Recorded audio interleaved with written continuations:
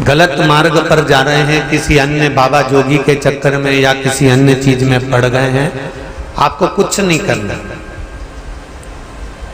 आप तो एक काम करो, वो तुम्हारी हंसी उड़ाते हैं, तुम्हारे लिए ठिठोली करते हैं, आप शब्द कहते हैं। शिव महापुराण की कथा कहती है 33 कोटि देवताओं को उठाकर देख लीजिए, ऐसा कोई देवता बता दो जिसने शंकर भगवान पर उंगली ना उठाई। उसके बाद भी किसी एक देवता का नाम बता दो जिसके नाम के आगे महादेव लिखा हो, महासंबोधन जुड़ा हो।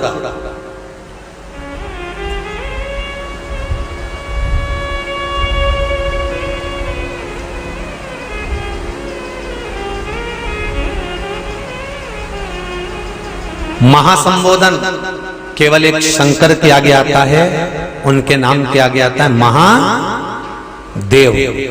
और दूसरा महासंबोधन शंकर भगवान ने अपनी तरफ से माता लक्ष्मी को दिया।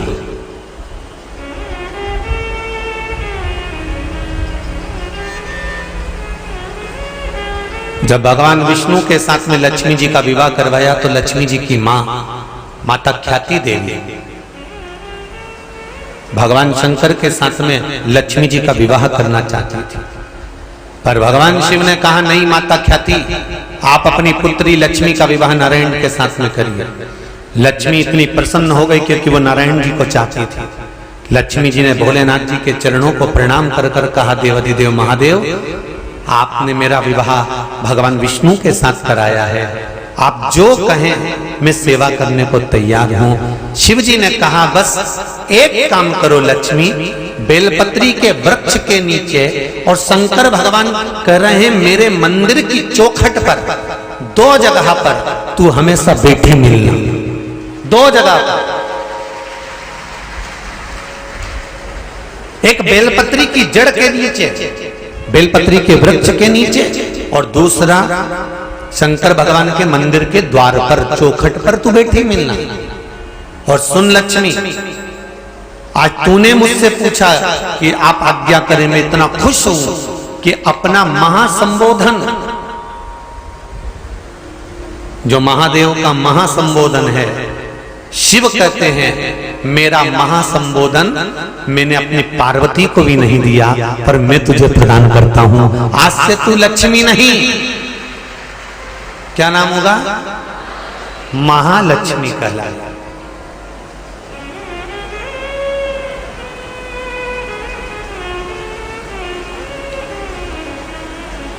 अपना महासंबोधन भगवान शंकर ने लक्ष्मी जी को दे दिया। कोई ऐसा देव बता दो जिसके आगे महासंबोधन लिखा हो। महासंबोधन केवल देवाधिदेव महादेव के सामने लिखा है महादेव।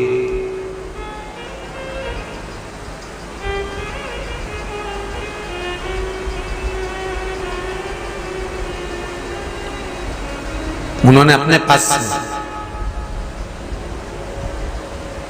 33 कोटि देवताओं में केवल संबोधन एक। तो मेरा निवेदन है कि जो कह रहे हैं कि हम क्या करें कि सबको अपनी ओर ले आए, सबको अपनी ओर खींच लाएं, तुम्हें कुछ नहीं करना। दुनिया के लोग हंसी उड़ाएंगे, भगवान शंकर को नहीं छोड़ा, भगवान राम को नहीं छोड़ा, भगवान कृष्ण को नहीं छोड़ा, तुम्हें कौन छोड़ने वाला? कथा के बीच में हम बार बार कहते हैं क्या किसको रोइए, चादर तान के सोइए। आग लगे बस्ती में, अपन रहो मस्ती में। कोई कितना भी अपशब्द कहे, ताने दे, गाली दे, आड़ा टेढ़ा बोले, तुम मंदिर में पूजन करने जाओ, पशुपति व्रत करने जाओ, 5 दिए लगाने के लिए जाओ, जल चढ़ाने के लिए जाओ, बेलपत्री रखने के लिए, समर्पित करने के लिए जाओ, चावल चढ़ाने के लिए जाओ, तो इतना जरूर याद आता है। आप जितना समर्पण करने जाओ तो आपको ये नहीं, बस आप तो शिव की भक्ति में इतने डूब जाओ, इतने डूब जाओ कि तुम्हारे साथ वाले जो मित्र हैं, सखियां सहेलियां हैं, वो भी सोचे कि अगर इसकी डबल से नौकरी लगी है ना तो ये शंकर जी ने ही लगाई है, इसको कुछ मिला है ना तो ये शिव जी ने ही करा है, इसको कुछ प्राप्त हुआ है ना ये शंकर से ही प्राप्त हुआ है। तुम्हें कहने की जरूरत नहीं है शंकर का गुणगान, शंकर का गुणगान तो दुनिया करेगी, आप भजन तो करो।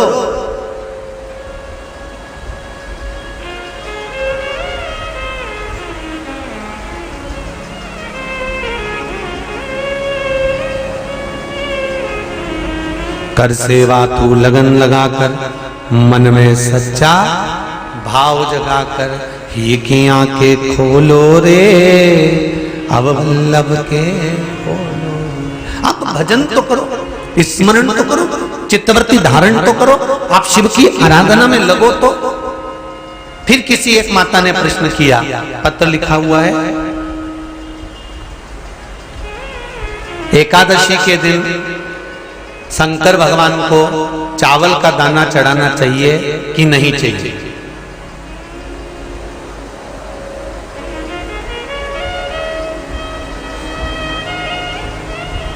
अब बोलो तेरा क्या होगा रे काली है? चलो ठीक है। बीमार व्यक्ति से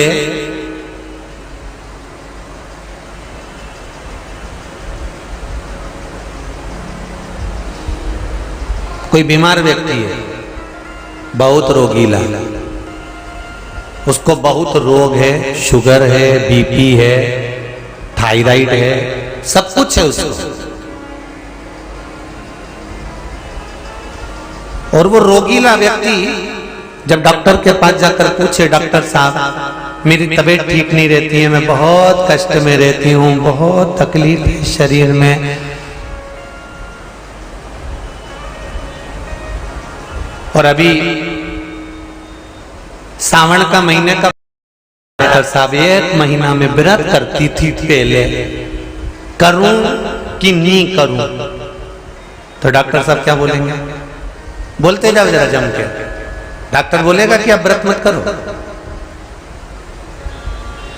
डॉक्टर एक बात कहेंगे, शरीर स्वस्थ रखना है, व्रत बाद में हो जाएगा, अगले वर्ष कर लेना, पर अभी शरीर को सही रखने के लिए दोनों समय अच्छे पेट भरकर सात्विक भोजन करो और अपने शरीर को ठीक करो। सात्विक भोजन, अपने शरीर को, व्रत बाद में भी हो जाए, अगले वर्ष हो जाए।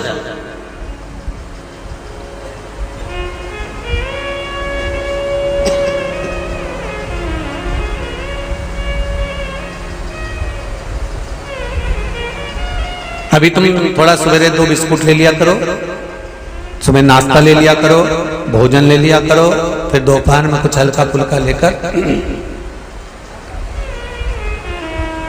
थोड़ी थोड़ी देर में खाते रहना चाहिए हो।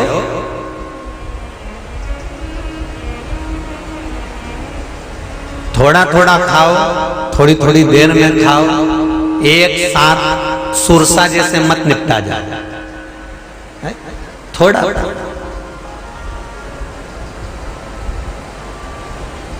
ज्यादा खाओगे और ज्यादा कमाओगे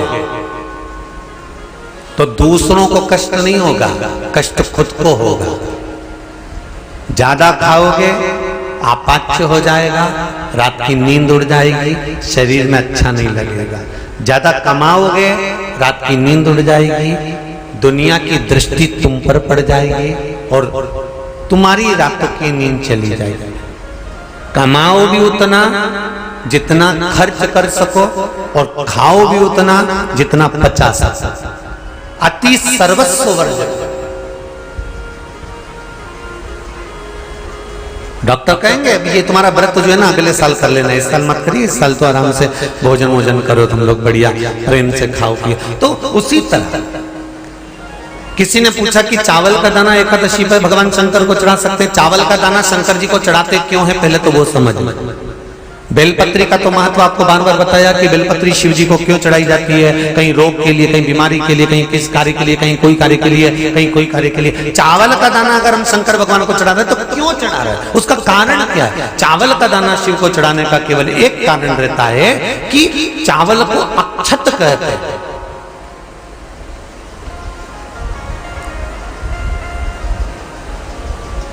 अक्षत का मतलब होता है अक्षय।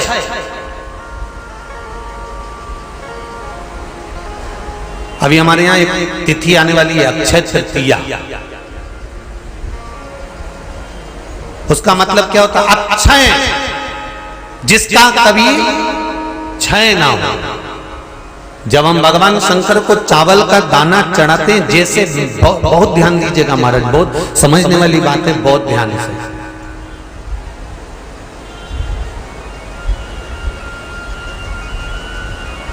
चावल का दाना हमारे मस्तक पर तिलक करने के बाद पंडित जी क्यों लगाते हैं कि भगवान जैसा समय आज चल रहा है, आप पूजन कर रहे हो, पाठ कर रहे हो, दान कर रहे हो, पुण्य कर रहे हो, सत्कर्म कर रहे हो, भजन कर रहे हो, मेरा देव अधिदेव महादेव, मेरा नारायण, मेरा सत्यनारायण भगवान, मेरा राम जी, मेरा विष्णु जी, मेरा भागवत मैया, मेरी रामायण मैया, ब्राह्मण मस्तक पर तिलक लगाने के बाद चावल इसलिए लगाता है कि जैसा समय आज चल रहा है, भगवान तुमको ऐसा ही समय बनाकर रखे और तुम ऐसे ही चार चांद लगाते रहो, दान पुण्य संकीर्तन करते रहो। इसलिए मस्तक पर चावल का दाना लगाया जाए।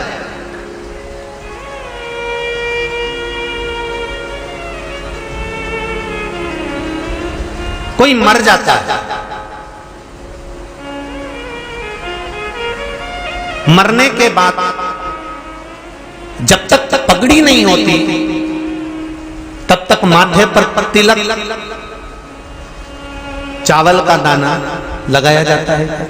जम के बोलो जरा, नहीं लगाते। किसी पंडित जी से पूछो, ब्राह्मण देवता से पूछो, ब्राह्मण देवता ये कोई मर गया, और हमारा तो नियम है कि हम सिर पे तिलक लगाते हैं, चावल लगाते हैं, या पंडित जी से हम तिलक लगवाते हैं, मंदिर जाते हैं तो मंदिर में जाके तिलक लगवा के हम चावल का दाना लगवाते हैं। क्यों नहीं लगाते? उसका कारण क्या है? जब किसी के मरने के बाद 10 दिन तक, 12 दिन तक मस्तक पर तिलक क्यों नहीं लगाया जाता? 10-12 दिन तक माथे पर तिलक या चावल क्यों नहीं लगाया जाता? उसका कारण है कि ये जो समय आया है, तुम्हारे यहाँ जो गमी हुई है, तुम्हारे यहाँ कोई मर गया है, तुम्हारे यहाँ किसी के प्राण छूट गए हैं, तो ब्राह्मण इसलिए तिलक नहीं लगाता आपको, इसलिए चावल का दाना नहीं लगाता कि ऐसा दिन भगवान अब ना लाए, इसको अमर ना करे, इसको अक्षय ना करे, इसको प्रबल ना करे।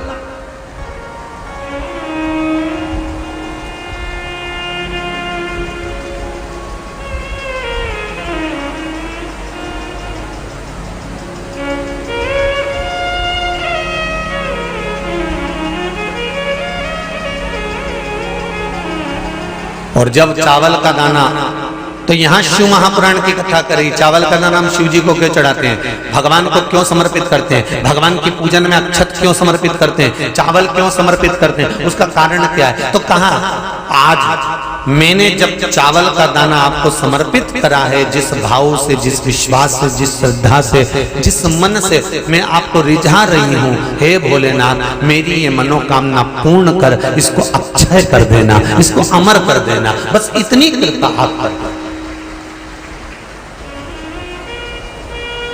अब किसी ने पूछा एकादशी के दिन चावल चढ़ाए कि नहीं चढ़ाए, तो यहां तो सीधी सीधी बात है, बीमारी देखकर थोड़ी ना आती है कि नवरात्र चल रहे हैं कि सावन का सोमवार चल रहा है। बीमारी तो बीमारी। तुम चावल मत खाओ। तिरुपति कौन कौन गया? हाथ उठाओ। ठीक है। जगन्नाथ जी कौन कौन गया? हाथ उठाओ। हाँ ठीक है। द्वारका जी कौन कौन गया? हाथ उठाओ। ठीक है। बद्रीनाथ कौन कौन गया? हाथ उठाओ। ठीक है। एकादशी के दिन कभी तुम बद्रीनाथ चले जाओ, एकादशी के दिन तुम द्वारका चले जाओ, एकादशी के दिन तुम तिरुपति चले जाओ, एकादशी के दिन तुम जगन्नाथ चले जाओ, एकादशी के दिन तुम्हारी मर्जी पड़े भगवान के किसी धाम में चले जाओ और भगवान को भोग लगाओ और उनकी थाली को झांक कर देखना, उसमें चावल जरूर मिलेगा। उसमें ऐसा नहीं है कि चावल नहीं मिलेगा।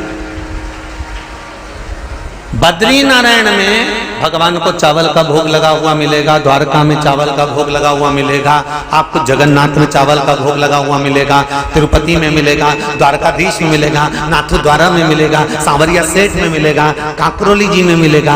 आप जहां जाओगे वहां पर एकादशी के दिन भगवान को चावल आएगा, क्योंकि भगवान के लिए परहेज नहीं है। जो काम में डूबा हुआ है, जो आसक्ति में डूबा हुआ है, जो लोभ में डूबा हुआ है, जो वासनाओं में डूबा हुआ है, जो तृष्णा में डूबा हुआ है, और जो माता के गर्भ से जन्म लिया, एकादशी के दिन चावल उसको नहीं खाना। अब हमारे यहां तो कहावत में कहते हैं, राम जी की जब स्तुति गाते हैं तो कहते हैं भय प्रगट। आती है आप लोगों को? एक लाइन तो आती होगी, गाओ जरा। भय प्रगट दीन कौशल्या। अब रामचरितमानस में कहा भय प्रगट कृपाला। प्रगट मतलब एकदम सामने आ गए। यहां लिखा है पेदा भय लाला। अगर तुलसीदास जी लिखते तो जन्म लिया होता राम जी ने तो तुलसीदास बाबा लिख देते कि पैदा भय, माता के गर्भ से इनका जन्म हो। नहीं नहीं नहीं, यहाँ कहा भय प्रगट कृपाला दीन कौशल्या। यहाँ प्रगट भय।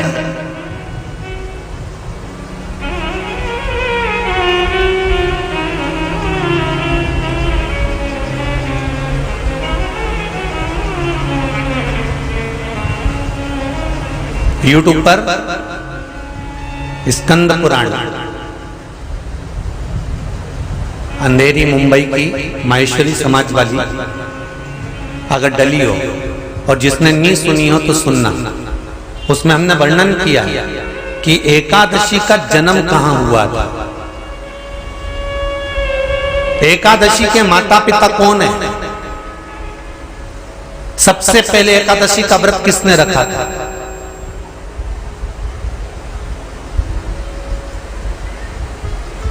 एकादशी का जन्म स्थान कहां है? दुनिया के लोग बहुत प्रश्न करते हैं। राम जी अयोध्या में हुए थे, भगवान कृष्ण मथुरा में हुए थे, तो एकादशी कहां हुई थी? तो उसको बताना तो पड़ेगा कहां हुई थी।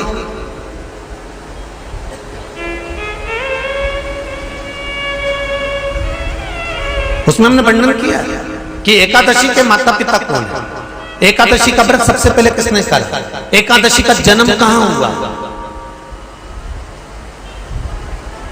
एकादशी को क्यों चावल नहीं खाते, एकादशी के दूसरे दिन चावल का दाना खाना क्यों जरूरी है।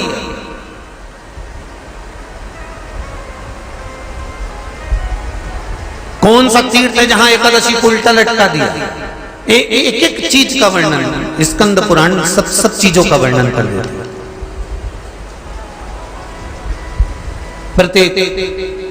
तो यहां जो वर्णन आया कि आप मनुष्य जो माता पिता के गर्भ से, माता के गर्भ से जन्म लिया हो, संसार में जिसका जन्म हुआ हो और मृत्यु लोक में गर्भ की कैद में रहने के बाद जन्मा हो, उसको एकादशी के दिन चावल नहीं खाना चाहिए। महाराज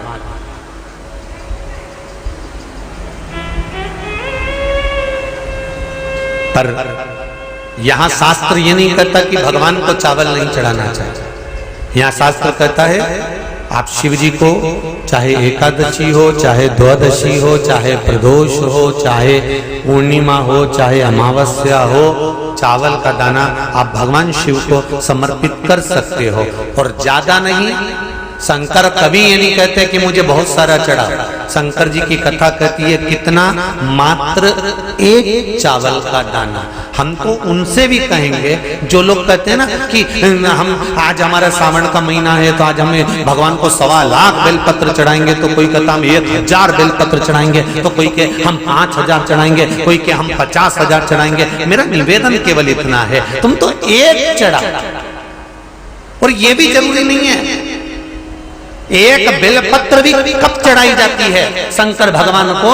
जब तुमने किसी एक बेलपत्र का पेड़ लगाया होगा और वो पेड़ बड़ा हो गया होगा, तब तुम हकदार बनते हो कि किसी के पेड़ की बेलपत्र तोड़कर शिव को चढ़ाई जाए। लगाया पेड़ मिल गया बेलपत्री का, और तुम तो डंडा लेके खड़ी हो गई और तुरंत तो सारा झड़ा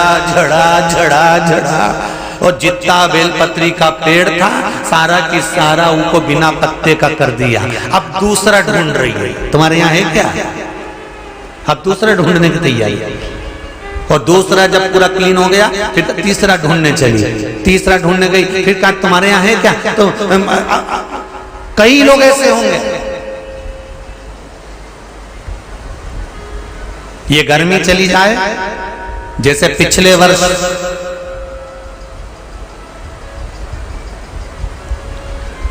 $11 लाख रुद्रा इस बेलपत्र के वृक्ष को लगाने का नियम लिया था। अब की बार जैसे ही गर्मी जाए तैयारी करके बैठ जाना, बारिश चालू हो और जितने लोग शिव महापुराण की कथा सुन रहे हो आस्था चैनल पर, फेसबुक, यूट्यूब पर और यहाँ पंडाल में, एक बेलपत्री का वृक्ष अपने को लगाना चालू करना अपने द्वारा।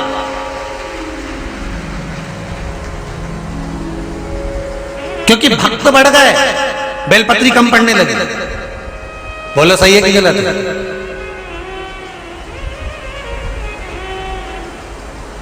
अब शिव के भक्त इतने बढ़ गए कि बेलपत्रियां कम पड़ने लगी। अब एक व्यक्ति भी चढ़ाए तो दो तो चढ़ाए, अब एक वृक्ष में कितनी लगेगी बताओ जरा, ईमानदारी की बात हो। अब तुम सब तोड़ सब ले गई सब, और अभी इंतजार कर रही, अभी उगेगी। अब बेलपत्री का वृक्ष भी सोच रहा है, अरे यो कमला तू अपने घर जा, रहने दे, अभी और उगने वाला। नियम बना। और एक बात और कहूंगा, हृदय से कहूंगा, अगर आपके पास में बेलपत्री के वृक्ष से बेलपत्री नहीं भी ला सके ना, तो जो बेलपत्री शिव जी को चढ़ी हो, जो बेलपत्री भगवान शंकर को समर्पित हो, उसी बेलपत्री को उठा लो शिव जी के ऊपर से, पानी में धो लो और अपने मन की बात कहकर शंकर भगवान को फिर चढ़ा दो। शिव स्वीकार कर लेते हैं, शंकर स्वीकार कर लेते हैं। 33 कोटि देवता में कोई ऐसा देवता नहीं जो निर्माल्य स्वीकार कर लेता हो। चढ़ाया फूल कोई देवता वापिस स्वीकार नहीं करता, चढ़ाई सामग्री कोई देवता स्वीकार नहीं करता। पर मेरे देव अधिदेव महादेव केवल एक ऐसे हैं कि चढ़ी हुई बेलपत्र, चढ़ा हुआ अक्षत, चढ़ा हुआ धतूरा, मेरे शिव केवल एक ऐसे हैं कि वो स्वीकार कर लेते हैं। आपने जो चढ़ा दिया, कोई चढ़ा के चले भी तो भी स्वीकार।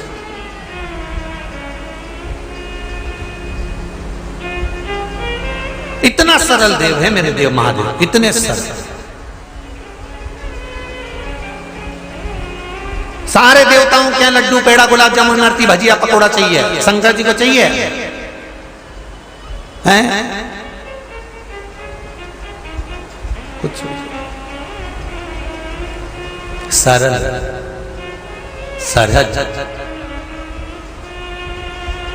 जरा देखिए, एक दुश्मन जब दुश्मनी करता है तो कितनी विचित्र दुश्मनी करता होगा। अपनी बेटी सती का विवाह शिव के साथ पक्का कर दिया था। सारे देवताओं में बात हो गई थी कि मेरी बेटी सती शिव को बिहाएगी। उसके बाद जो दुश्मनी चालू हुई है, जो द्रोह चालू हुआ है, तो वो द्रोह कहां तक पहुंच गया?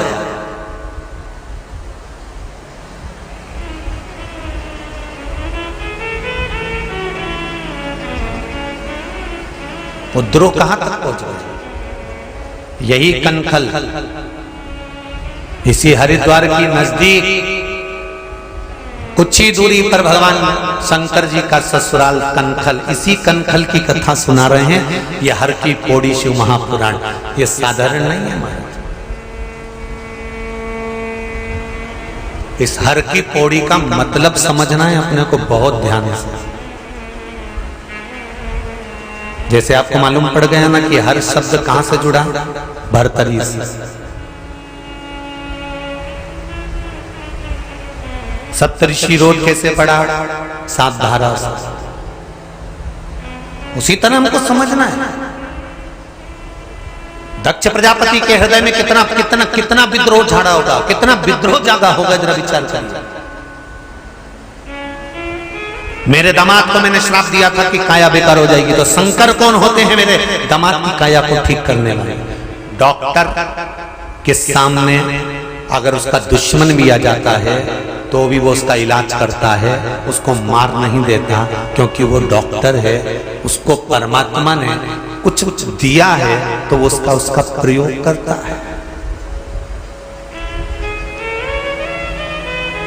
बहुत ध्यान देना। डॉक्टर अगर अपने और पराये का भेद करता है तो डॉक्टर के हाथ से मरीज के ठीक होने का जो यश होता है वो समाप्त हो जाता है।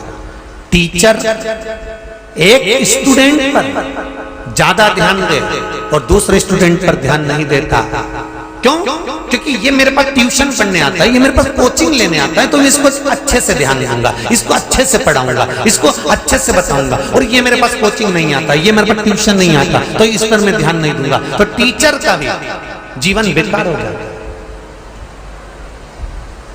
आ जाओ महाभारत की कथा। गुरु द्रोणाचार्य एकलव्य से क्या मांगा था? अरे जम के बोलो जरा। अंगूठा। ना तो गुरु द्रोणाचार्य ने एकलव्य को पढ़ाया, ना गुरु द्रोणाचार्य ने एकलव्य को एक क्षण के लिए भी बैठकर ज्ञान दिया, ना गुरु द्रोणाचार्य ने एकलव्य को कुछ बताया, ना गुरु द्रोणाचार्य ने एकलव्य को कुछ कहा। उसके बाद भी अर्जुन से भी ज्यादा अगर कोई विद्वान था तो वो एकलव्य था। और गुरु द्रोणाचार्य को मालूम पड़ गया कि ये एकलव्य बड़ा विद्वान है, बड़ा ज्ञानवान है और ये सब कुछ कर सकता है। मेरे शिष्य को मैंने पढ़ाया, जिसको मैंने ट्यूशन दी, जिसको मैंने कोचिंग दी, जिसको मैंने स्टूडेंट खोलकर बिठाया, जिसको पढ़ाया लिखाया, सब कुछ मैंने करा, ये तो इसके नीचे आ गया। और वो एकलव्य जिसको मैंने पढ़ाया नहीं, ज्ञान दिया नहीं, जिसको मैंने कभी देखा तक नहीं, और उसने मेरी मूर्ति बनाकर इतनी ज्ञान अर्जन कर लिया। कोई कोई होते हैं जिनको माँ बाप खूब पढ़ाते हैं और वो अच्छे अच्छे कॉलेज में, अच्छे अच्छे स्कूल में जाते हैं और खूब खर्चा करते हैं। और कोई कोई ऐसे होते हैं भले उसी स्कूल में पढ़ते हैं पर कोचिंग नहीं कर पाते, तो अपने दोस्त से कहते हैं, दोस्त तेरी किताब दे देगा क्या, तेरी बुक दे देगा क्या, मैं अभी पढ़ के आता हूँ, अभी मैं तैयारी कर आता हूँ, मेरा एग्जाम है कल, तेरा भी एग्जाम है ना, तो तूने तो पढ़ लिया होगा। हाँ मैंने तो सब पढ़ लिया, मेरे टीचर ने मुझे कोचिंग में सब पढ़ा दिया, ले किताब ले जा, ये 20 क्वेश्चन ले जा, ये ले जा, ले तेरी ये फिजिक्स उठा ले जा, ये केमिस्ट्री उठा कर ले जा, ले तू पढ़ लेना, ले जा।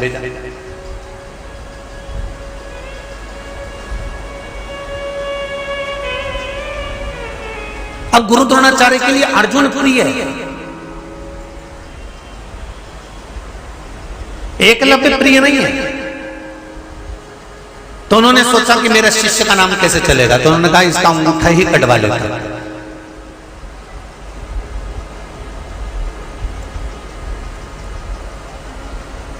एकलव्य को झूठ बोलना नहीं आता था। एकलव्य ने गुरु द्रोणाचार्य एक बार निकल कर जा रहे थे तो प्रणाम कर लिया, गुरुदेव नमन करता। गुरु द्रोणाचार्य ने पूछा तुम कौन हो?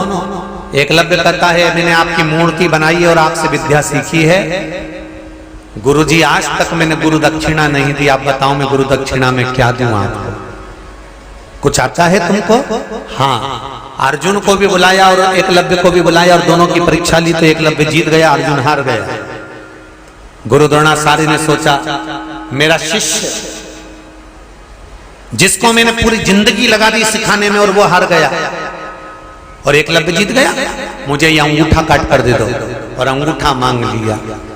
जिस गुरु द्रोणाचार्य ने अपने शिष्य के लिए एक शिष्य से छल कर गए, उस गुरु द्रोणाचार्य का महाभारत के युद्ध में कैसा अंत हुआ है ये पूरा इतिहास जानता है, ये पूरा विश्व जानता है।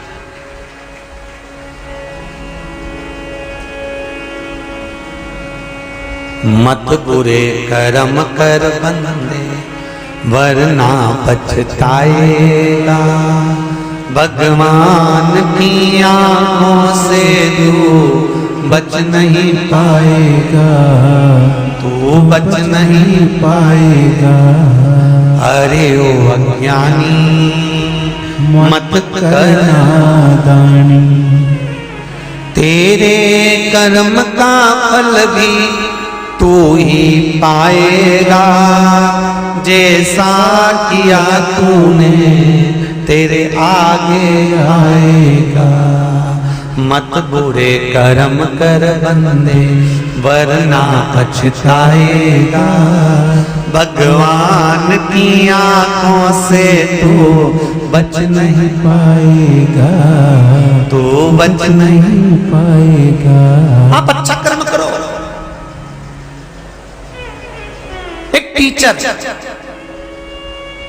अपने स्टूडेंट के साथ छल ना करे, एक डॉक्टर अपने मरीज के साथ छल ना करे, तो ये शिव की कथा कहती है कि भगवान भी उसकी जिंदगी के साथ कभी छल नहीं करता है, कभी नहीं करेगा।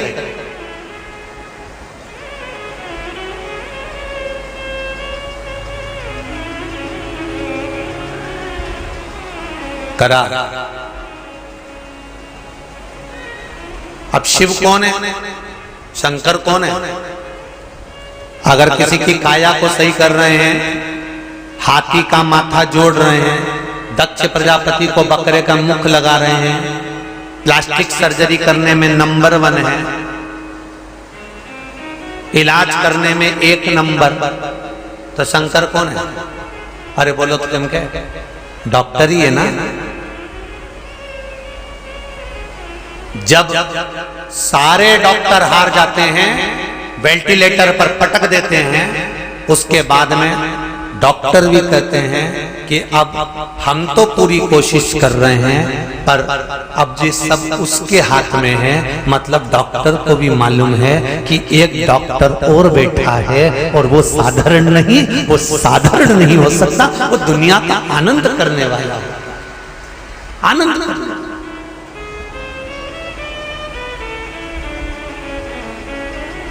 उस महाकाल के आगे काल भी हार जाता है।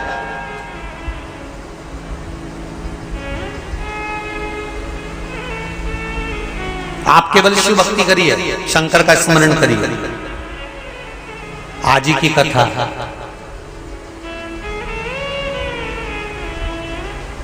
आज नीलकंठेश्वर महादेव का दर्शन करने गए थे।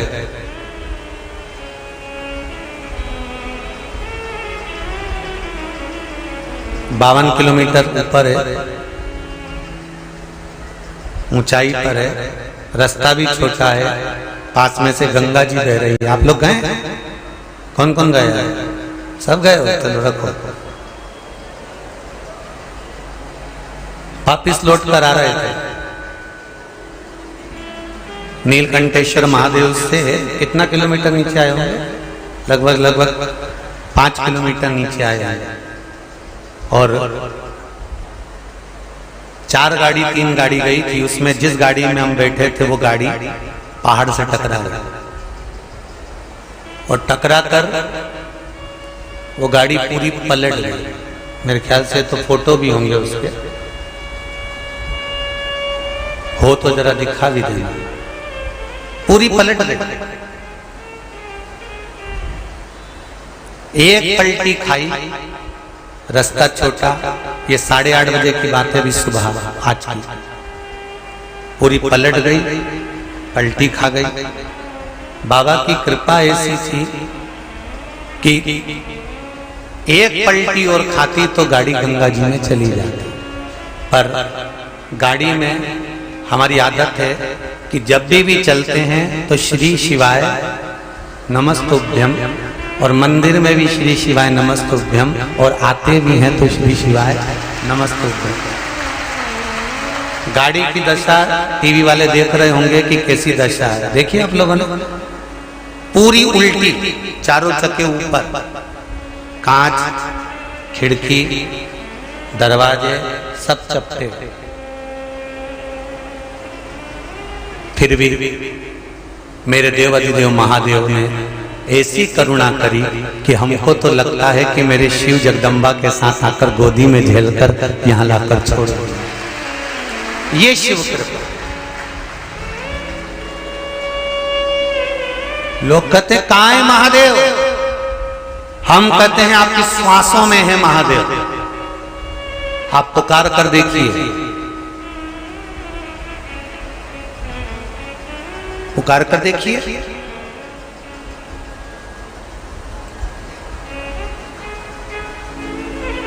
बस शंभो शरणे पड़ी मांगू घड़ी रे घड़ी दुख का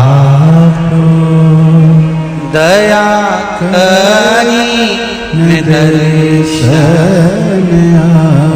आपका विश्वास पक्का होना चाहिए। और यदि भरोसा पक्का है, विश्वास दृढ़ है और पूर्ण भरोसा, तो यह पक्का है कि काल भी तुम्हारे सामने होगा तो महाकाल तुम्हारे साथ में होगा। तुम चिंता मत करो, काल भी होगा तो महाकाल भी तुम्हारे साथ होगा। बस उसका भजन करो।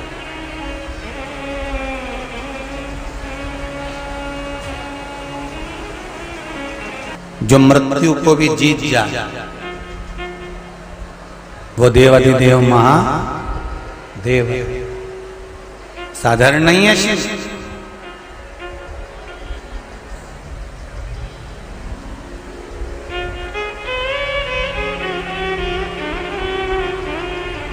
शंकर की आराधना सहज नहीं। आया दक्ष प्रजापति को क्रोध आया, और दक्ष प्रजापति को जब क्रोध आया तो दक्ष प्रजापति ने नारद जी को कहा, देवऋषि नारद, आप कह रहे हो कि शंकर भगवान ने चंद्रदेव की काया को ठीक कर दिया। हाँ, चंद्रदेव ने ऐसा करा क्या था जो उसकी काया ठीक हो गई? क्या करा था? पार्थिव शिवलिंग का निर्माण किया था। पार्थिव शिवलिंग के निर्माण में शंकर की आराधना में कितना बल होता है, ये देखो ये पत्र में लिखा।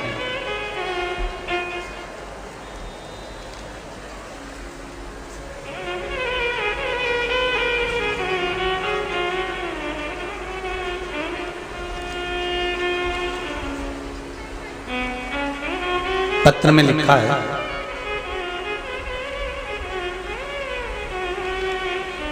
रानी जी शर्मा, रामनगर नैनीताल से आई हैं। कहीं बैठी आप ही? दोनों हाथ हिला दीजिए एक बार। हर हर महादेव।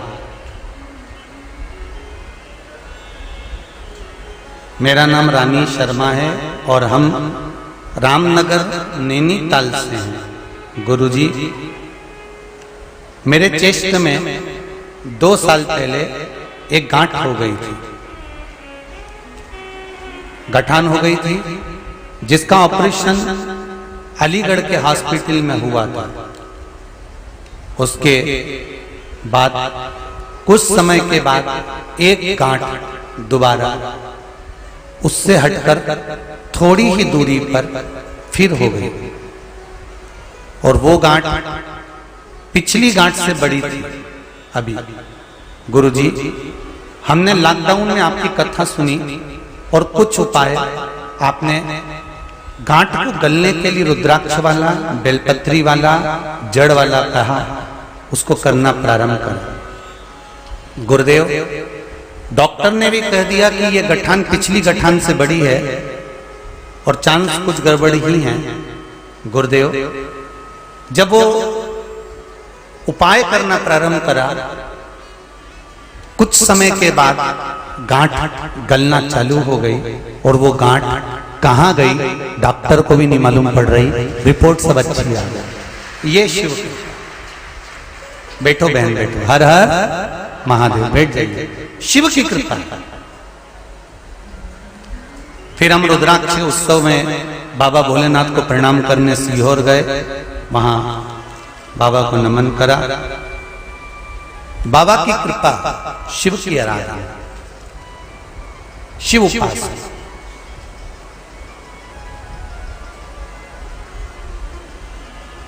एक पत्र और है, बड़ा सुंदर लिखा है।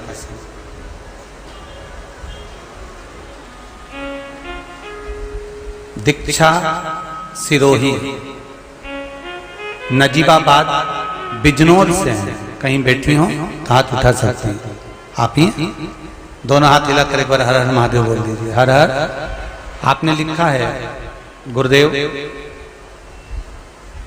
मेरी नानी जी को दिमाग की 2 नस सूख गई थी, जिसकी वजह से 3 जनवरी 2022 को उनके शरीर से उठा नहीं गई।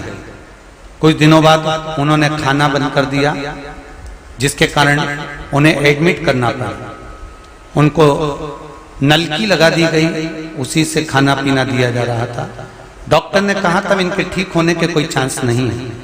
गुरुजी, मैं और मेरी मम्मी शिव महात्मा कथा टीवी पर सुनते थे, जिसमें हमने पशुपति व्रत के बारे में जाना, और उस व्रत को करने के बाद शिव को नमन कर उसका जल 2 बूंद नानी को देना प्रारंभ करा। कुछ समय के बाद नानी के शरीर में वापिस प्रतिक्रिया चालू हुई, और डॉक्टर भी आश्चर्य में पड़ गए, और 5 दिन में डॉक्टर ने छुट्टी कर दी और मेरी नानी ठीक हो गई। ये बैठो बैठो, हर हर महादेव, बैठिए। श्री शिवाय नमस्तुभ्यं। शिव आराधना, ऐसे कई पत्र हैं, ढेर, बहुत बहुत सारे हैं हमारा। और हम कहेंगे ये पत्र नहीं है, ये तो मेरे शिव का हस्ताक्षर है कि मैं हूं।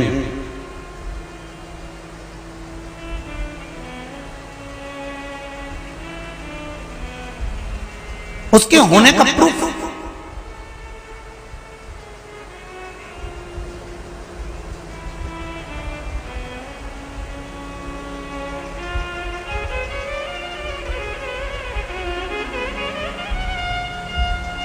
मैंने तेरे ही भरोसे, ओ भोले तेरे ही भरोसे, हवा बिच उड़ती जावांगी, बाबा डोर हथो छड़ी में कटी जावांगी।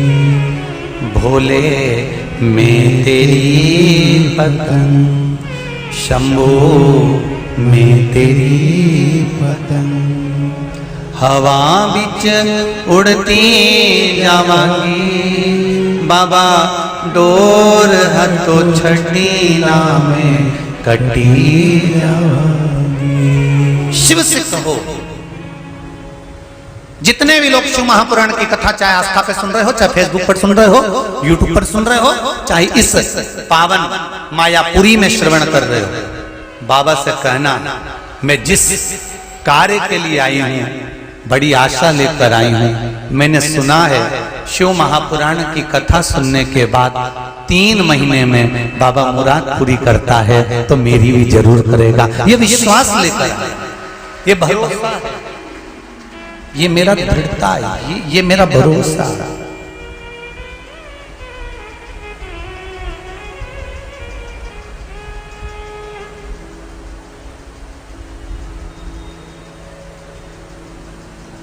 अगर वो है तो फिर कोई गम नहीं, अगर वो है तो, और वो कब होगा? जब आपका विश्वास तब का होगा। अगर विश्वास आप अगर जो यहाँ रहने वाले होंगे, कभी आप लोग जाएं तो अभी भी गाड़ी वहीं पड़ी होगी, जाकर देखेंगे तो आपको मालूम पड़ेगा कि वो गाड़ी की दशा ऐसी है तो उसमें बैठने वालों की दशा क्या होगी। पर अगर वो है और उसके विश्वास प्रबल है, भरोसा दृढ़ है, तो फिर वो साधन होता है।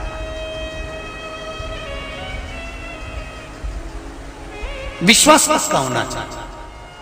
कितने लोग हैं जो शिव मंदिर जाते हैं? आप लोग सब जाते हो शंकर जी के मंदिर? जाया करो, रखो हाथ नीचे। शिव मंदिर में जाते हो, पर यह सोचकर मत जाना कि शंकर जी के मंदिर में हमको केवल सियोर वाला महाराज ने कहा है इसलिए जाना। नहीं, शंकर के मंदिर में यह विश्वास रखकर जाना कि जैसे दादाजी की गोद में पोता बैठता है, उठता है, तब कुछ ना कुछ 5 रुपए या टॉफी या पेन या चश्मा दादाजी का लेके उठता है। उसी तरह शंकर हमारे दादा हैं, उनकी गोद में बैठोगे तो खाली नहीं उठोगे।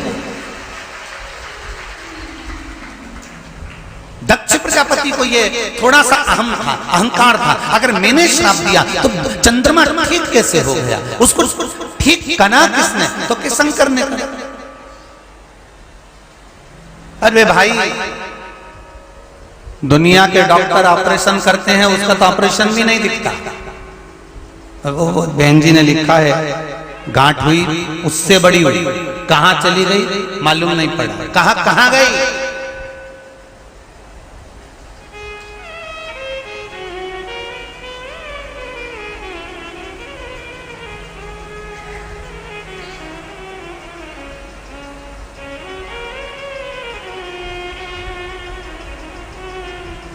देता है वो सब।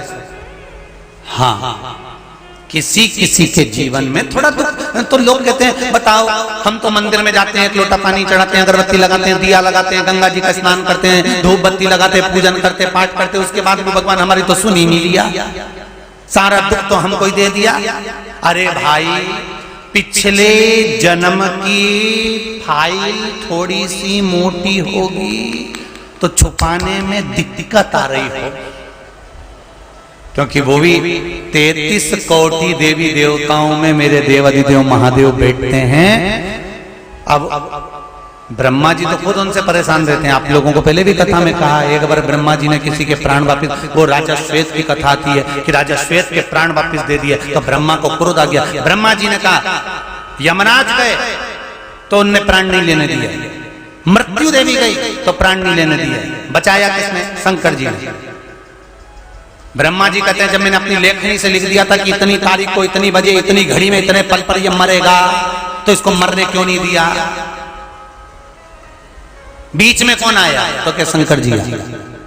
शंकर जी को बुला, शंकर जी से पूछा, तुमने ऐसा क्यों करा? शंकर जी बोले, ये मेरा भजन कर रहा था तो काय को मरने दूंगा।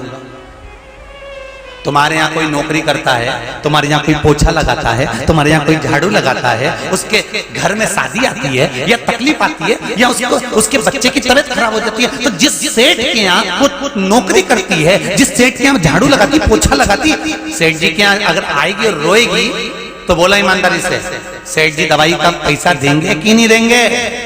अरे बोलो तो देंगे ना। तो हम भी हमारे महादेव की नौकरी करते हैं तो सब वो संभालेगा ना, सेठ बैठा है।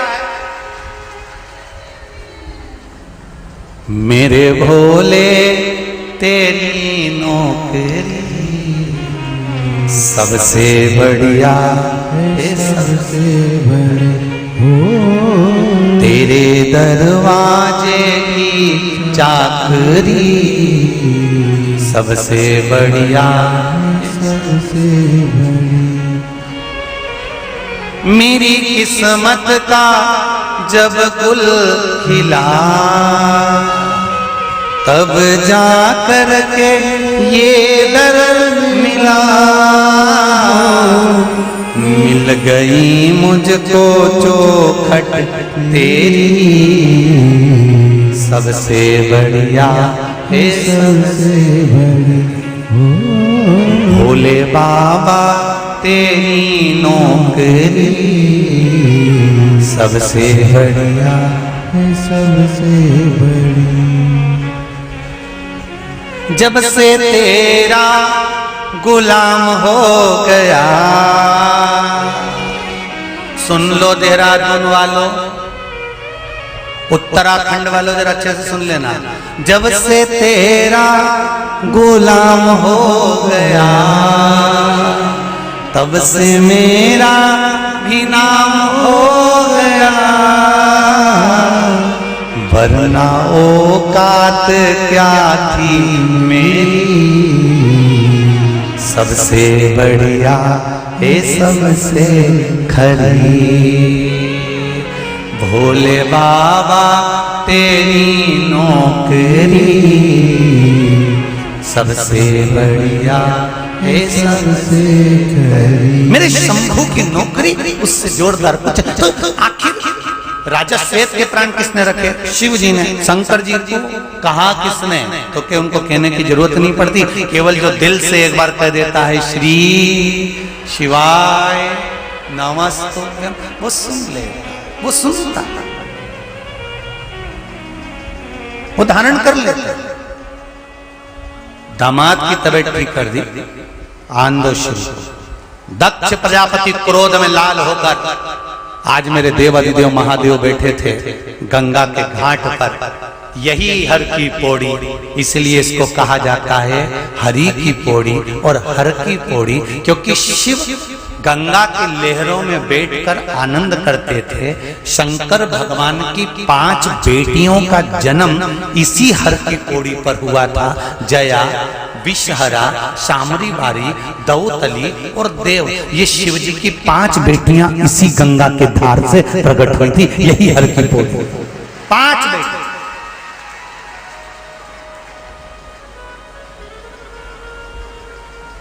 नाम बोलो जरा। पहली जया, विषहरा, श्यामली बारी, दौतली और देव, ये 5 कन्या हैं शंकर भगवान की। वैसे हैं 6, एक अशोक सुंदरी भी है, पर अभी 5 की चरित्र चल रहा है हरिद्वार में, तो 5 बेटियां। और ये वो बेटियां हैं, पहले भी कहा फिर कहते हैं, जिसको रात को नींद की गोली लेकर सोना पड़ता हो। एक प्रैक्टिकल जरूर कर देखना, रात को सोने से पहले जब पलंग पर सो, मोबाइल पूरा बंद कर दो। सोने से जितना तुम्हें व्हाट्सएप चलाना चला, फेसबुक यूट्यूब चलाना चला, पर सोते समय जब मोबाइल बंद करो, गोली मत खाना, हाथ में थोड़ा सा जल लेना। जया, विषहरा, श्यामली बारी, दौतली, देव, शंकर जी की 5 लड़कियों का नाम लेकर थोड़ा थोड़ा सा आचमन करना और बढ़िया श्री शिवाय नमस्तुभ्यम कहकर सो जाना। ऐसी नींद लगेगी कि सवेरे भी नींद खुले तो पड़ोसी ही जगाएगा, उठ जा 8 बज गई है। ये शिव।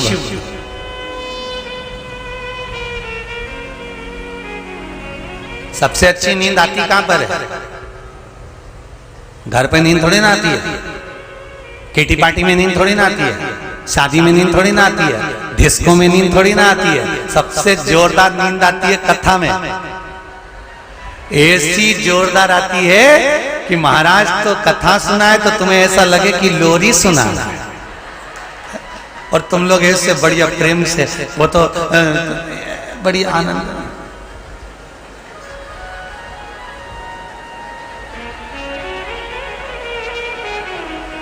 और पड़ोसी उठा दे तुमको, उठ सो रही क्या? तो फिर ऐसे ऐसे क्या कर रही?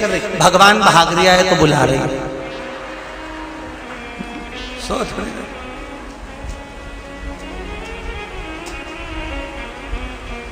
अच्छा, बहुत चतुर चतुर होते हैं। एक बार हम लोग हरदा कथा करने गए थे, मध्य प्रदेश में एक जगह है हरदा, वहां एक बार बहुत साल पहले कथा करने गए। तो वहां हाउसिंग बोर्ड का कोई ग्राउंड है, LIG ग्राउंड वगैरह क्या बोलते हैं उसको, वहां उस ग्राउंड में कथा थी। और वहां एक बूढ़ी सी माँ काला कलर का चश्मा लगा के ऐसे खंबे लगे थे, खंबे से टिक्के बैठ गए। और जगह की थी कमी, कोई उसके पास में नहीं बैठे। अब हमने कार्यकर्ता से कहा, जब वहां जगह पड़ी हुई तो वहां क्यों नहीं बैठा? तो क्या कोई नहीं बैठ रहे? तो हमने कहा क्यों नहीं बैठ रहे, बुलाओ जरा 1-2 को। तो 2-1 को बुला के पूछा कि वहां जगह पड़ी है तो तुम वहां बैठती क्यों नहीं हो? अरे महाराज वो घुर्राटा भरती है। तो जब कथा पूरी हो गई तो हमने उसको बुलाया, हमने कहा जी जी हरिओ चंद्र घंटा, एक बात तो बता कि क्या घर पे नहीं सोती जो तू कथा में यहाँ सोती है? तो इतने में तो वो तुरंत पर्स में से नारियल निकाली, 11 रुपए निकाली और पोथी के पास रख के बोली, मैं तो शिव महापुराण से यही विनती करूं बाबा भोलानाथ मेरे हरदा में ऐसी कथा होती रहे और दिन में ही हो, 1 बजे से 4 बजे या 2 बजे से 5 बजे तक। हमने पूछा क्यों? गुरुजी घर पे रहे हो तो बहू के छोरा छोरी संभालो, कम से कम ये नींद तो अच्छी हो जाए। हमने कहा वाह ये भी अच्छा, अब वहां रहे हो तो समझ। अब यहां तो शिव उपासना, शिव भक्ति है, शंकर की आराधना। महाराज जब देखा कौन ने सही कर दिया, कौन है जिसने रोग को मुक्त कर दिया? कहा एक कौन? ओघड़दानी शिव, मेरे शंकर, मेरे त्रिकालदर्शी, मेरे कैलाशी, मेरे बाबा। दक्ष प्रजापति आए आज कनखल से अपने नगर से निकलकर गंगा की पौड़ी तक पहुंच गए, शिव के द्वार, हर के द्वार।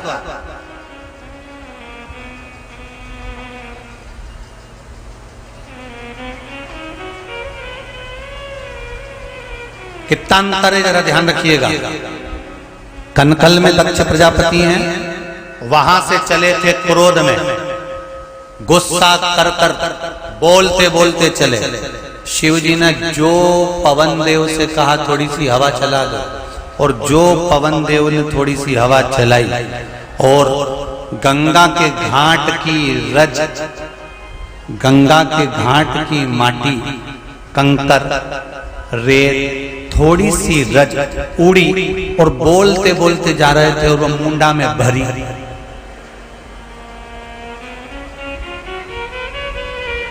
जो ज्यादा हरिद्वार की भूमि ऐसी है, हर की ये हर का जो द्वार है हरिद्वार, यहाँ की भूमि ऐसी है, यहाँ करो तो मुंह बंद करके भजन करो। चलते चलते अगर तुम गंगा नहाने जा रहे हो और बड़बड़ बड़बड़ बड़बड़ बड़बड़ करते करते जा रहे हो, इतनी देर में तो हवा चलेगी और रेत। अब तुम तो पति पूछे क्या हुआ, ऐसा लग रहा है रेत भरा है। रेत नहीं भरा ही है, शंकर जी कह रहे हैं मुंडा बंद करके श्री शिवाय नमस्तुभ्यम जपो, पंचाक्षर मंत्र जपो नमः शिवाय बोलो, षडाक्षर मंत्र जपो ओम नमः शिवाय बोलो, द्वादशाक्षर मंत्र जपो ओम नमो भगवते वासुदेवाय बोलो, पर जपो।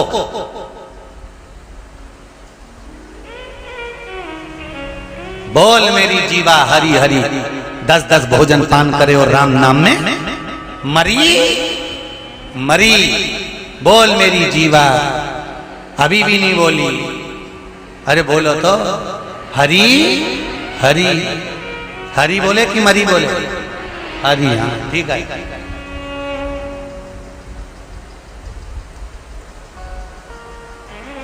दक्ष प्रजापति के मुख पर उड़ी रज, और जो रज उड़ी दक्ष प्रजापति मौन होकर गंगा के घाट पर गए और क्रोध में ला।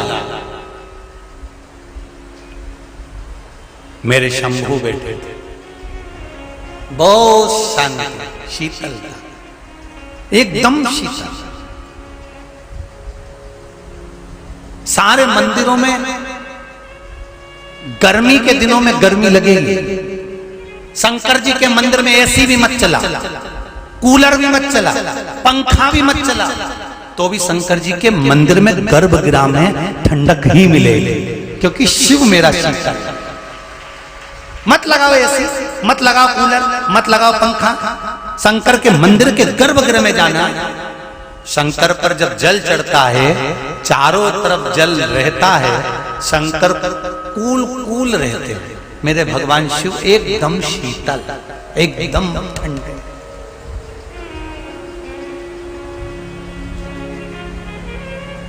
शिव कहते हैं मेरे नजदीक में आने वाले को क्रोध करने की जरूरत नहीं है, मेरे पास आओ, शांति रखकर आना, शीतलता, हृदय में आनंद और विश्वास रखकर आना। शिव कहते हैं तुम्हें क्रोध करने की जरूरत नहीं है।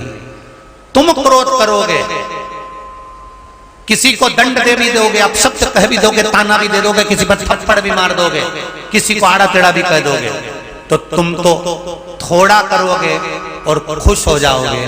शंकर जी कहते हैं मैं जब किसी को दंड देता हूं, जब मैं किसी का हिसाब करता हूं, तब मैं उसको मारता नहीं हूं, मैं उसको कुछ कहता नहीं हूं। शंकर जी कहते हैं मैं कुछ भी नहीं करता, ना उसका खाना बंद करता हूं, ना उसका पीना बंद करता हूं, ना उसको कष्ट देता हूं। जिससे मैं नफरत करना प्रारंभ कर देता हूं, शिव कहते हैं मैं उसे अपने मंदिर में आना बंद कर देता हूं। वो मंदिर पहुंचता है।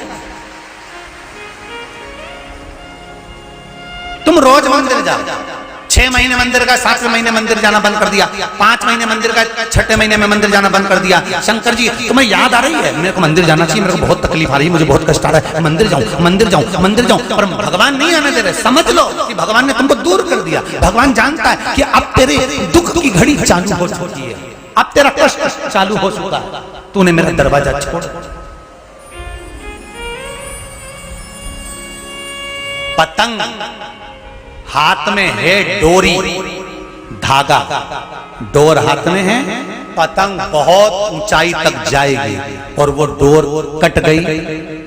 पतंग किस छत पर, किस ग्राउंड में, किस नाली में, किस गटर में, किस खड्डे में जाकर गिरेगी, किसी को नहीं मालूम। उसी तरह जब तक तुम शंकर भगवान पर एक लोटा जल चढ़ा रहे हो या शंकर भगवान से जुड़े हुए हो, तब तक समझ लेना कि तुम्हारी पतंग आकाश छू सकती है। और जिस दिन तुमने शिव से दूर हटे, उस दिन गई ये पतंग, फिर कहां गई किसको मालूम।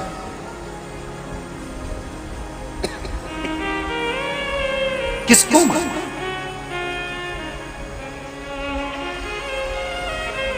भोले में तेरी पतंग हवा बिच उड़ती जावागी, बाबा डोर तो छड़ी ना मैं कटी जावा। शिव आया, दक्ष प्रजापति को क्रोध आया, घर गए, सती मैया को समझाया तुम्हारा विवाह शिव के साथ नहीं होगा। सती मैं तुम्हें समझा रहा हूं, तुम मान जाओ। सती मैया नहीं मानी।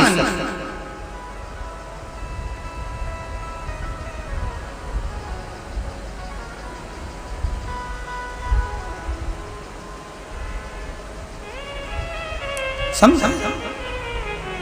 अरे दक्ष प्रजापति करें, सती सुन लो, वो भिक्षा मांगने वाले को मैं अपना दामाद नहीं बना सकता। सती कहती है मेरे भोले बाबा के कंधे पे झोली, और झोली को देख के भिखारी मत समझो, झोली को देख के भिखारी मत समझो, मेरे भोले बाबा को अनाड़ी मत समझो। विचार करिए, सती ऐसे भिक्षुक से, भिक्षा मांगने वाले से मैं विवाह नहीं। अरे सती समझ जा, जिसके हाथ में डमरू हो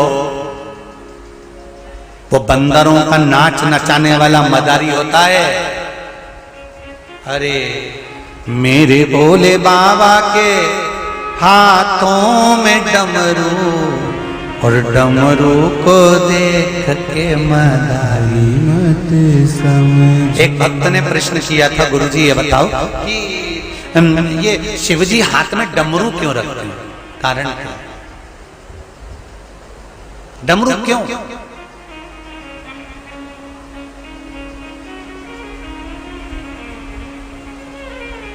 क्या कारण है डमरू रखने का भगवान शंकर? किस कारण से रखा शंकर भगवान ने डमरू? कारण क्या है? शिव महापुराण की कथा कहती है भगवान अपने हाथ में डमरू जो रखे हैं वो बंदर को नचाने के लिए नहीं रखे। भगवान ये डमरू मदारी बनने के लिए नहीं रखे हैं। भगवान कहते हैं ये डमरू जो है एक ही हाथ से, ये वाद्य यंत्र ऐसा कोई वाद्य यंत्र नहीं है जो एक हाथ से बजता हो। ढोलक दो हाथ से, तबला दो हाथ से, हारमोनियम दो हाथ से, बंसी दो हाथ से, वायलिन दो हाथ से, मृदंग दो हाथ से, सारे वाद्य यंत्र दो हाथ से बजते हैं। केवल एक डमरू ऐसा है जो एक हाथ से बजता है। शंकर भगवान कहते हैं मैंने डमरू अपने पास इसलिए रखा है कि एक ही हाथ से ये डमरू आगे और पीछे दोनों तरह से बज जाता है। उसी तरह संसार का मनुष्य एक बार मनुष्य का जन्म पाता है, अच्छे और बुरे के कर्म में वो डोलता रहता है, पर परमात्मा की शरणागति प्राप्त नहीं कर पाता। इसलिए शिव कहते हैं मैंने डमरू को अपने हाथ में रखा, अपने पास। सती समझ जा, सती नहीं मानी। आज दक्ष प्रजापति ने सती को कुछ नहीं कहा।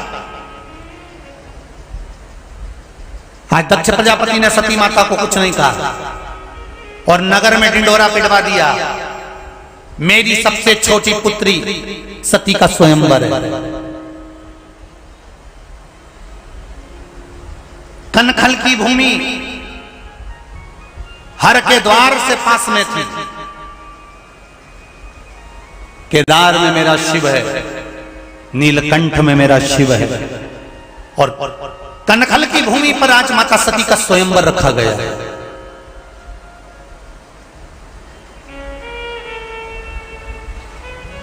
हर की पौड़ी शिव महापुराण की कथा चल रही है। अभी तक जितनी कथा सुनी होगी उसमें यह कथा कभी नहीं सुनी होगी। बहुत ध्यान से सुनना।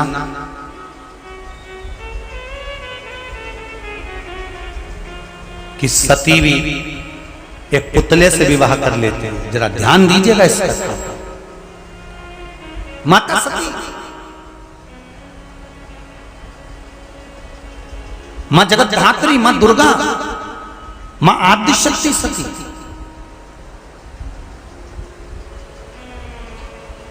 और सती पूरे नगर में डोंडी पिट रही है। बड़े बड़े राजाओं के पास खबर गई है। दक्ष प्रजापति को समझाने के लिए भगवान विष्णु गंगा के घाट पर आए हैं। शिव जी से पूछा,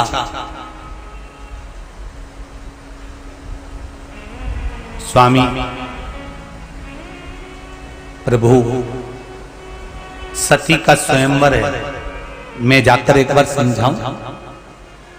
देवाधिदेव महादेव से मिलने के लिए भगवान नारायण, भगवान श्रीहरि, भगवान विष्णु भी गंगा के घाट पर पहुंचे।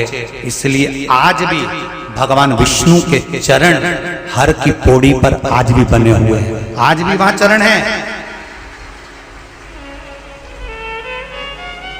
भगवान विष्णु के चरण भी वहां पड़े हैं। इसलिए हर की पौड़ी हरि की पौड़ी भी कहलाई। मैं समझाने जाता हूं। भगवान विष्णु स्वयं गए दक्ष प्रजापति की स्वयं, और दक्ष प्रजापति से कहा तुमने ये जो रखा है ना स्वयंवर, ये ठीक नहीं है। बड़े बड़े राजाओं को बुलवाया, बड़े बड़े देवताओं को बुलवाया, सारे देव असुर सब आए हैं, सुर असुर सब पहुंचे हैं, ऋषिवर सब पहुंचे हैं, ये तुम ठीक नहीं कर रहे। पर शिव महापुराण की कथा कहती है अज्ञानी को और ज्ञानी को दोनों को समझाना सरल है, पर अभिमानी को समझाना बहुत कठिन है महाराज, बहुत कठिन। आप ज्ञानी को समझा सकते हो, अज्ञानी को समझा सकते हो, ज्ञानी को समझाओगे तो समझ जाएगा, अज्ञानी से भी कहोगे ना, जिसको ज्ञान नहीं होता ना, उसको भी कहोगे बेटा ऐसा मत कर तो समझ जाएगा। ज्ञानी को समझाओगे समझ जाएगा, अज्ञानी को समझाओगे समझ जाएगा, पर अभिमानी को समझाओगे वो कभी नहीं समझेगा। तो मुझे समझते क्या हो? क्या मुझ में अकल नहीं है? क्या मुझ में बुद्धि नहीं है? क्या मुझ में विवेक नहीं है? ये जो अभिमानी के शब्द होते हैं, अहंकार के जो शब्द होते हैं, वो समझने को तैयार नहीं होता। उसको कितना ही समझाओ, चाहे तुम लक्ष्य से नहीं ला दो, चाहे प्यार से नहीं ला दो, वो नहीं समझेगा, नहीं समझेगा।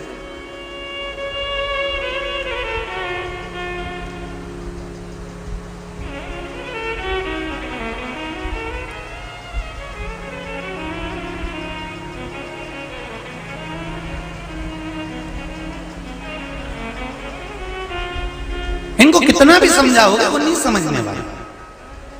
अब भगवान विष्णु ने जाकर दक्ष प्रजापति को समझाया, दक्ष प्रजापति मानने को तैयार नहीं हुए।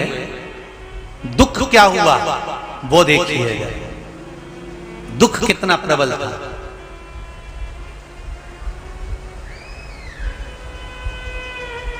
जैसे ही भगवान विष्णु